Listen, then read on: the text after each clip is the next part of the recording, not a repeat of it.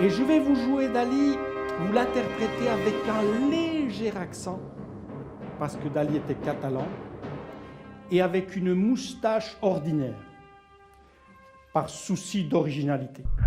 Je suis la demeure d'un génie.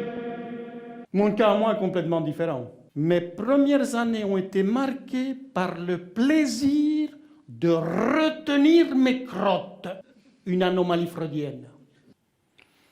Il y a des jours où je pense que je vais mourir d'une overdose d'autosatisfaction. Un médicament qui a été inventé par Dali, c'est du Dalermal. Vous en voulez? Ah, c'est plutôt Gilbert. Gilbert, vas-y. On m'a apporté une sardine venant de boîte. Cette sardine en état de liberté, je n'aurais même pas voulu la regarder. Mais en prison, déclaration d'indépendance de l'imagination et des droits de l'homme à la folie.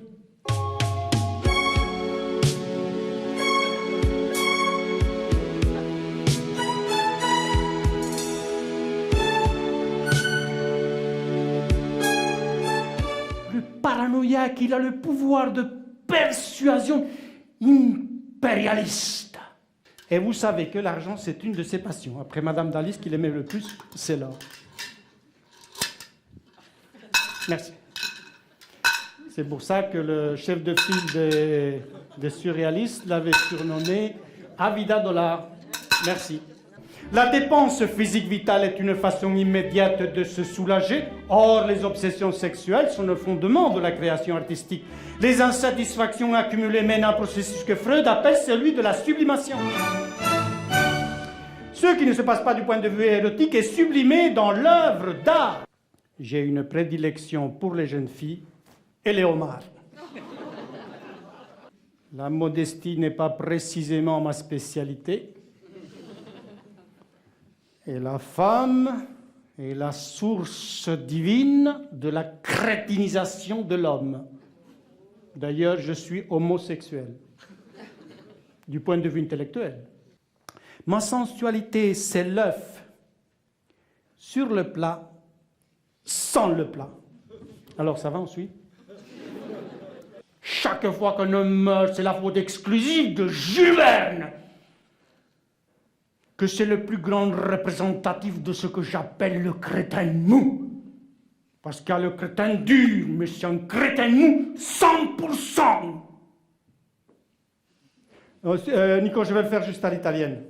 À propos de la mort, je crois que c'est Michel de Montaigne qui a dit les choses les plus justes, et comme quoi Dali, le paradoxe à la preuve, a fait l'éloge de l'hibernation, montrer son frénésie. C'est moi vivant, hein. Ben muerte tan escondida, que no te sienta venir, porque el placer de morir me pudiera dar la vida. C'est magnifique, hein? Une poésie en flamand, ça vous dit? Oui? Dag stoel naast de tafel, dag brood op de tafel, dag wisserkevis met de pet, dag wisserkevis met de pet, pet aan pijn van wisserkevis, goeiedag, dag wis, dag lieve alleen mijn. Magnifique, hein?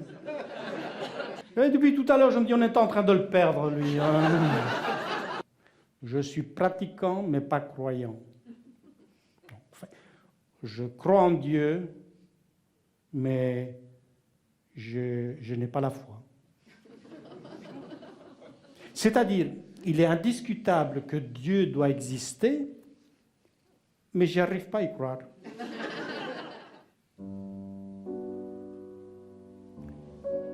J'ai vécu toute mon adolescence et toute mon enfance avec l'idée que je formais part de mon frère mort.